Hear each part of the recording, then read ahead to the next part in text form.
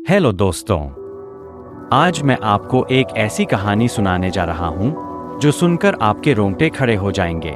यह कहानी है उस पुरानी हवेली की जिसके बारे में कहते हैं कि वहाँ रात को कोई भी जाता है तो वापस नहीं लौटता। किसी समय की बात है, एक छोटे से गांव के बाहर एक पुरानी हवेली खड़ी थी। यह हवेली कई दशकों से खाली थी और गांव वालों के बीच इसे भूतिया हवेली के नाम से जाना जाता था।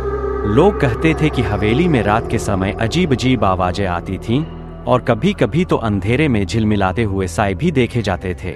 गांव के लोग हवेली के पास जाने से कतराते थे, लेकिन एक दिन एक युवा और साहसी लड़का नीलेश हवेली की रहस्यमय कहानी की तह तक पहुंचने के लिए फैसला करता है।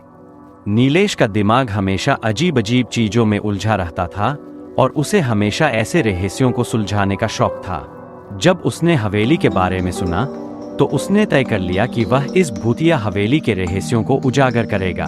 एक शाम उसने अपने साथ एक कैमरा, एक टॉर्च और कुछ अन्य जरूरी चीजें ली और हवेली की ओर रवाना हो गया। हवेली की ओर बढ़ते हुए नीलेश ने महसूस किया कि हवा में एक अजीब सी ठंडक है। हवेली का बाहरी हिस्सा काफी खस्ता हाल था, छतें चटकी हुई थीं, दरवाजे झूल रहे थे और खिड़कियां पूरी तरह से बंद थीं। जैसे ही उसने हवेली के अंदर कदम रखा, एक ठंडी और नम हवा ने उसका स्वागत किया। हवेली का अंदरूनी हिस्सा और भी अधिक डरावना था। पुराने फर्नीचर, धूल से ढके हुए सामान और दीवारों पर खून के धब्बे जैसी चीजें दिखाई दे रही थीं। नीलेश ने हवेली की बारीकी से जांच शुरू की।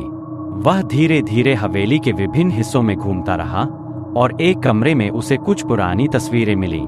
तस्वीरों में एक खूबसूरत महिला और एक पुरुष की तस्वीरें थीं जो अब काफी धुंधली हो चुकी थीं। नीचे तस्वीरों के पास एक नोट लिखा था, हमारी आत्मा को शांति दो।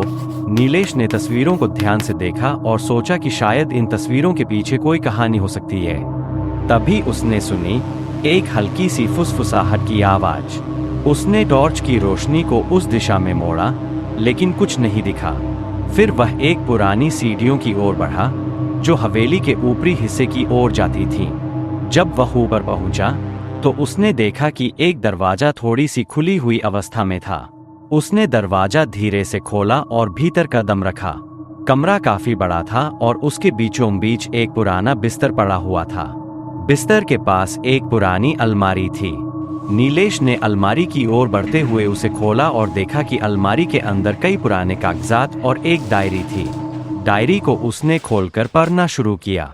डायरी में लिखा था कि हवेली के मालिक एक अमीर व्यापारी और उसकी पत्नी ने कई वर्षों पहले इस हवेली को बनवाया था। व्यापारी का एक बिजनेस साझेदार था जो उसकी पत्नी के साथ गुप्त रूप से मिल गया था। जब व्यापारी को इस बात का पता चला तो उसने गुस्से में आकर दोनों को मार डाला और उनकी आत्माओं को हवेली में बंद कर दिया। हवेली की जादुई शक्ति से उनकी आत्माएं यहाँ कैद हो गईं और वे शांति की तलाश में भटक रही थीं।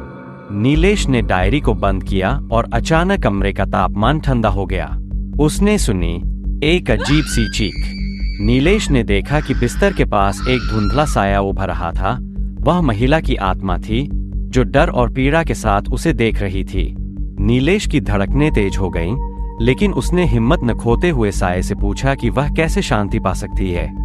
महिला की आत्मा ने अपनी हाथ की ओर इशारा किया और नीलेश ने देखा कि वहां एक छोटा सा तिजोरी था। उसने तिजोरी को खोला और पाया कि उसमें कुछ सोने की वस्तुएं और एक चिट्ठी थी। चिट्ठी में लिखा था कि व्यापारी और उसकी पत्नी की आत्मा को शांति तभी मिलेगी जब उनके शवों को सही तरीके से दफनाया जाए और उनके द्वारा बर्बाद की गई संपत्ति को गरीबों में बांट दिया जाए। नीलेश ने हवेली के आसपास खुदाई की और वहां के पुरातन शवों को खोज निकाला। उसने शवों को आदरपूर्वक दफनाया और उनकी संपत्ति को गांव के गरीबों में बांट दिया। जैसे ही उसने ये सब किया, हवेली में एक अद्भुत शांति छा गई। सायों की चीखें और अजीब आवाजें पूरी तरह से बंद हो गईं। नीलेश हवेली से बाहर आया और उसने देखा कि हवेली का वातावरण अब बिल्कुल बदल चुका था। अब वहां की हवा में शांति और ठंडक का एहसास हो रहा था। गांव वालों ने देखा कि हवेली की रहस्यमय कहानियां अब समाप्त हो चुकी थी और वहां की हवेली एक नई शुरुआत की ओर बढ़ रही थी। नीलेश की बहादुरी ने एक भूतिया हवेली के रहस्यों को सुलझा लिया और वहां की आत्माओं को शांति दी। यह कहानी अब गांव में एक प्रेरणादायक दास्तान बन गई जो यह सिखाती है कि हिम्मत और ईमानदारी से किसी भी रहस्य को सुलझाया जा सकता है।